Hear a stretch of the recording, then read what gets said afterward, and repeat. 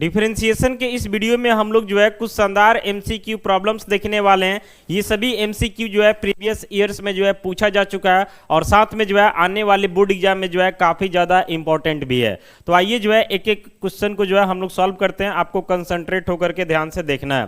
पहला क्वेश्चन यहाँ पे क्या है कि derivative of sine 4x/5 with respect to x है। एकदम चेन रूल पे इसको लेके आगे बढ़ेंगे। साइन इसका एंगल क्या है तो 4x/5। ये सबसे पहले अपने एंगल यानी 4x/5 के रिस्पेक्ट में डिफरेंशिएट होगा। फिर चेन रूल से जो है 4x/5 को लेकर के आएंगे तो ये हमारा x के रिस्पेक्ट में जाएगा। क्लियर है। तो ये बात आपको पता है कि साइन x का डेरिवेटिव x के रिस्पेक्ट में क्या होता है तो cos x होता है। तो वैसे ही साइन 4x/5 का डेरिवेटिव 4x/5 के ही रिस्पेक्ट में क्या हो जाएगा तो cos 4x/5 हो जाएगा। ठीक है। इनटू यहां से 4/5 कंप्लीट कांस्टेंट है, बाहर निकलेगा तो बच रहा x का डेरिवेटिव x के रिस्पेक्ट में क्या हो जाएगा 1। तो ये मल्टीप्लाई करके हम लिख सकते हैं 4/5 इंटू कॉस 4x बाई क्या हो जाएगा तो 5 हो जाएगा। ऑप्शन चेक करते हैं तो पहला ऑप्शन में देखिए 4/5 cos 4x/5 यानी यहाँ पे जो है ऑप्शन हमारा ए जो है सही हो गया। क्लियर है। बढ़ते हैं नेक्स्ट क्वेश्चन में। अगले क्वेश्चन में आते हैं तो यहाँ पे जो है derivative of e⁻x plus cos 5x with respect to x है और टोटल जो है हमारे पास 4 ऑप्शंस दिया हुआ। देखिएगा ध्यान से u प्लस b पे अलग अलग कर देंगे तो derivative of e⁻x with respect to x plus इसको लिखते हैं तो डेरिवेटिव ऑफ cos 5x एक ही बार में चेन रूल पे भी तोड़ देते हैं तो 5x के रिस्पेक्ट में जाएगा और फिर से 5x जो है x के रिस्पेक्ट में जाएगा। हमें समझाना है इसलिए थोड़ा बहुत लिख रहे हैं, बाकी आप जितना ज़्यादा प्रैक्टिस कीजिएगा उतना ही कम लिख करके जो है क्वेश्चन को आप सॉल्व कर सकते हैं और टाइम बचा सकते हैं। तो e⁻x का डेरिवेटिव x के रिस्पेक्ट में e⁻x ही हो जाएगा प्लस cos 5x का डेरिवेटिव 5x के रिस्पेक्ट में तो cos का डेरिवेटिव पता है कि माइनस साइन होता है तो माइनस साइन 5x हो जाएगा इंटू यहाँ से 5 कांस्टेंट है बाहर निकल जाएगा तो x का डेरिवेटिव x के रिस्पेक्ट में क्या हो जाएगा 1। तो ओवरऑल हमें मिला e⁻x प्लस माइनस मल्टीप्लाई होकर माइनस ये 5 आ जाएगा और फिर हमारा साइन क्या हो जाएगा 5x हो जाएगा। यानी हमारा आंसर मिला e⁻x माइनस 5 साइन 5x। देखते हैं कौन सा ऑप्शन है e⁻x माइनस 5 साइन 5x यानी कि यहाँ पे जो है सही ऑप्शन सी मिला। क्लियर है। बढ़ते हैं नेक्स्ट क्वेश्चन की तरफ। काफ़ी इंपॉर्टेंट क्वेश्चन है, ये सब पूछा जा चुका है और ऐसा ही क्वेश्चन बोर्ड एग्जाम में आता है, समझ रहे ना। तो इतना ज़्यादा क्वेश्चन का हम लोग का कलेक्शन हो जाएगा ना कि समझिए वही सब क्वेश्चन से जो है आने वाले बोर्ड एग्जाम में भी आपको क्वेश्चन मिल जाएगा, इसलिए प्रैक्टिस करना जो है जरूरी है। देखिए यहाँ पे देख रहे हैं ना 3 फंक्शन अलग अलग दिया हुआ और बाकी टोटल 4 ऑप्शन दिया हुआ, x के रिस्पेक्ट में डिफ्रेंशिएट कर देना है। तीनों अलग अलग कर देंगे तो डेरिवेटिव ऑफ साइन 2x एक बार में तोड़ भी देते हैं इसको 2x के रिस्पेक्ट में और फिर 2x जो है x के रिस्पेक्ट में, फिर यहाँ प्लस है तो प्लस हो जाएगा। डेरिवेटिव ऑफ e⁻x x के रिस्पेक्ट में जाएगा माइनस डेरिवेटिव ऑफ क्या cos x है तो ये x के रिस्पेक्ट में जाएगा, एक बार में ही काम हो जाएगा। तो साइन x का डेरिवेटिव x के रिस्पेक्ट में cos x होता है तो वैसे ही साइन 2x का डेरिवेटिव 2x के रिस्पेक्ट में cos 2x हो जाएगा इंटू 2 कांस्टेंट है बाहर निकल जाएगा तो x का डेरिवेटिव x के रिस्पेक्ट में 1 हो जाता है प्लस e⁻x का डेरिवेटिव x के रिस्पेक्ट में तो e⁻x माइनस cos x का डेरिवेटिव x के रिस्पेक्ट में क्या होता है तो माइनस साइन x हो जाता है। क्लियर है। तो यहाँ से हम लिख सकते हैं इसको 2 cos 2x plus e⁻x minus minus plus क्या हो जाएगा तो साइन x हो जाएगा। चेक करते हैं ऑप्शन, देखिएगा ध्यान से। पहला ऑप्शन में आते हैं तो 2 cos 2x plus e⁻x minus sine x है, ये नहीं हो पाएगा, सॉरी ये ऑप्शन सी था। ए में देखते हैं तो cos 2x है, ये भी नहीं होगा। बी में आते हैं तो 2 cos 2x plus e⁻x plus sign x, देखिए ना ध्यान से 2 cos 2x plus e⁻x plus sign x यानी कि यहाँ हमारा सही ऑप्शन क्या हो जाएगा तो बी हो जाएगा। क्लियर है। बढ़ते हैं नेक्स्ट क्वेश्चन में। पूरा कॉन्फिडेंस में आने के बाद ही तब ऑप्शन टिक आउट करना है, आधा अधूरा कंसेप्ट के साथ नहीं, समझ रहे ना। इसलिए कुछ कुछ क्वेश्चन वैसे मिलेगा जो डायरेक्ट आप आंसर बता सकते हैं, लेकिन आपको लगता है कि नहीं थोड़ा बहुत लिखना पड़ेगा तो लिख लीजिए, उसमें कोई शिकायत नहीं है, लेकिन आंसर जो है सही लगना चाहिए। यहाँ पे देखिए क्या है कि derivative of 1/4 sec 4x with respect to x और टोटल 4 ऑप्शंस दे दिया हुआ। बढ़ते हैं आगे लेकर के। डेरिवेटिव ऑफ 1/4 सेक 4x है विथ रिस्पेक्ट टू x। तो सबसे पहले ध्यान से देखिएगा तो 1/4 कांस्टेंट है बाहर निकल जाएगा तो हो जाएगा डेरिवेटिव ऑफ सेक 4x अपने एंगल यानी 4x के रिस्पेक्ट में जाएगा और फिर से 4x को लेकर के आएंगे तो ये हमारा x के रिस्पेक्ट में जाएगा। क्लियर है।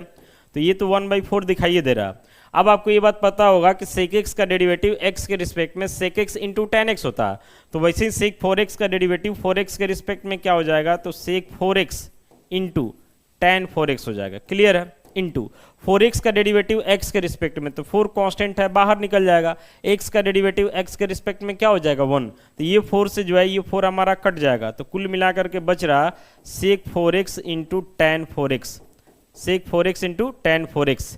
चेक करते हैं, पहला ऑप्शन में ही मिल गया sec 4x into tan 4x, यानी कि यहाँ पे हमारा सही ऑप्शन क्या हो जाएगा, तो ए हो जाएगा। क्लियर है? बढ़ते हैं नेक्स्ट क्वेश्चन में।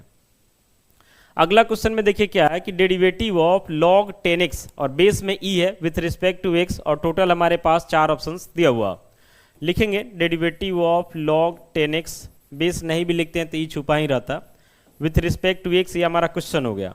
आगे बढ़ाते हैं तो log 10x हो जाता है, बेस में e है, तो ये किसके रिस्पेक्ट में जाएगा, तो यहाँ पे जो प्रेजेंट है यानी 10x है तो 10x के रिस्पेक्ट में जाएगा, और चेन रूल से फिर 10x को लेकर के आएंगे तो ये हमारा x के रिस्पेक्ट में जाएगा, क्योंकि हमें तो x के रिस्पेक्ट में करना है, तो जब तक x के रिस्पेक्ट में नहीं होगा तब तक प्रोसेस कंटिन्यू रहता है।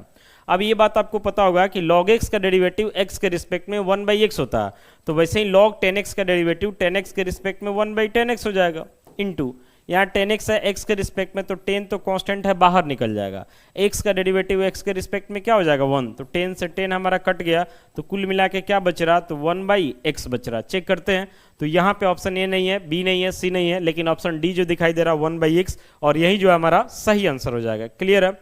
बढ़ते हैं नेक्स्ट क्वेश्चन में। अगला क्वेश्चन देख रहे हैं ना कि सम में दिया हुआ, यानी derivative of x³ plus e⁻x with respect to x, अलग अलग कर देंगे, तो derivative of x³ with respect to x plus derivative of e⁻x with respect to x। तो आपको पता है कि x³ यानी x⁻n वाले फॉर्मूला पे जाएगा, तो क्या हो जाएगा, तो 3 इंटू एक्स का पावर 3 माइनस 1, यानी इसको डायरेक्ट हम लिखते हैं 3x² प्लस e⁻x का डेरिवेटिव x के रिस्पेक्ट में, तो e⁻x ही हो जाएगा, यही हमारा आंसर हो जाएगा। चेक करते हैं, तो ऑप्शन ए नहीं हो पाएगा, ऑप्शन बी भी नहीं हो पाएगा, ऑप्शन सी चेक करते हैं, तो 3x² प्लस e⁻x, यानी कि यहाँ पे सही ऑप्शन हमारा सी मिला। क्लियर है? बढ़ते हैं नेक्स्ट क्वेश्चन में। अगला क्वेश्चन देखिए, ये भी काफी सिंपल है, derivative of tan x plus sin a² with respect to x, और टोटल जो है 4 ऑप्शन दिया हुआ, u प्लस b पे अलग अलग करेंगे, तो derivative of tan x with respect to x plus sin a² को हम क्या समझेंगे, तो इसको हम समझेंगे sin x का होल स्क्वायर, तो ये अपने बेस यानी sin x के रिस्पेक्ट में जाएगा। एक ही बार में तोड़ लेते हैं, क्योंकि MCQ है, ज़्यादा लंबा थोड़ी करना है, थोड़ा बहुत तो लिख रहे हैं समझाने के लिए, नहीं तो इसको और शॉर्टकट करके आंसर डालते हैं, बाकी आप प्रैक्टिस कर लीजिएगा तो और शॉर्टकट हो जाएगा।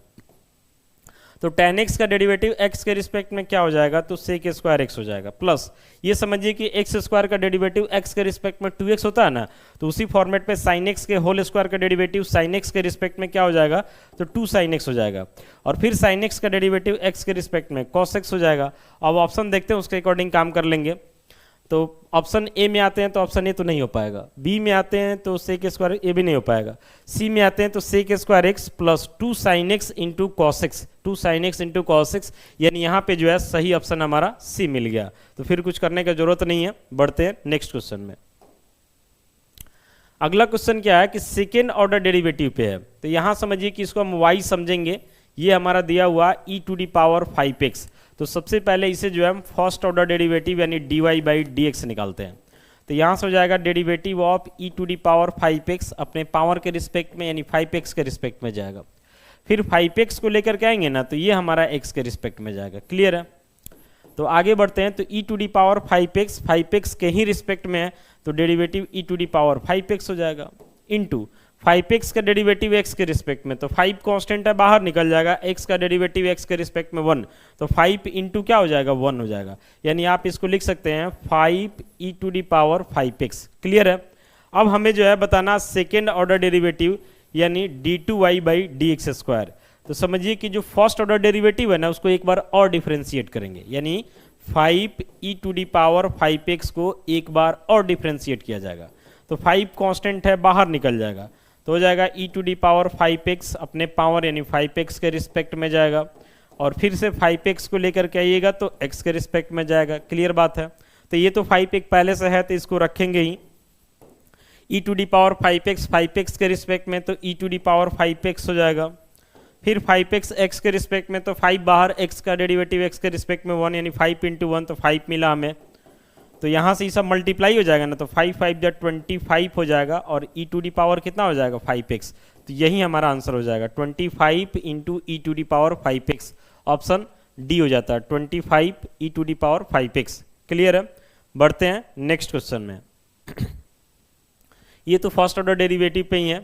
क्वेश्चन क्या, तो इसमें देखिए हम डायरेक्टली इसको लिखते हैं। तो सबसे पहले तो ये 2 बाहर निकल जाएगा, तो बचेगा cos, इसका एंगल क्या, तो 3x/4। तो ये अपने एंगल यानी 3x/4 के रिस्पेक्ट में जाएगा। फिर चेन रूल से जो है 3x/4 को लेकर के आएंगे, तो ये हमारा x के रिस्पेक्ट में जाएगा। तो ये 2 तो बाहर रहेगा ही।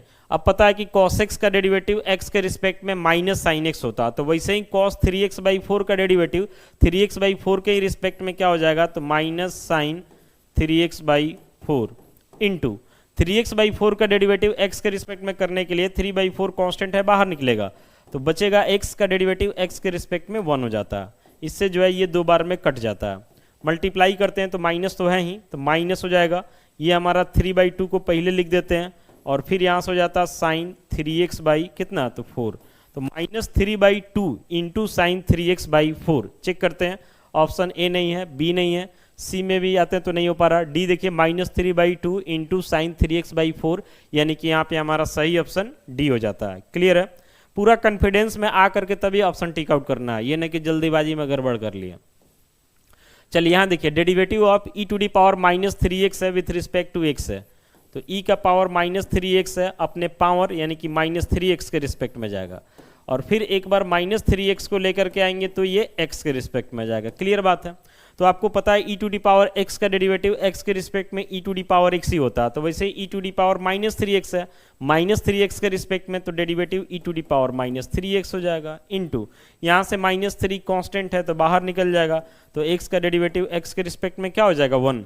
तो ओवरऑल हमें क्या मिला, तो -3 e to the power -3x, -3 into e to the power -3x। A नहीं होगा, बी नहीं होगा, सी भी नहीं होगा। डी में देखिए -3 into e to the power -3x, यानी कि यहाँ पे हमारा सही ऑप्शन क्या हो गया, तो डी हो गया। ऐसे ही अनेकों वीडियोज के लिए आप हमारे चैनल को सब्सक्राइब करें। बाकी मिलते हैं अगली वीडियो के साथ। Thank you.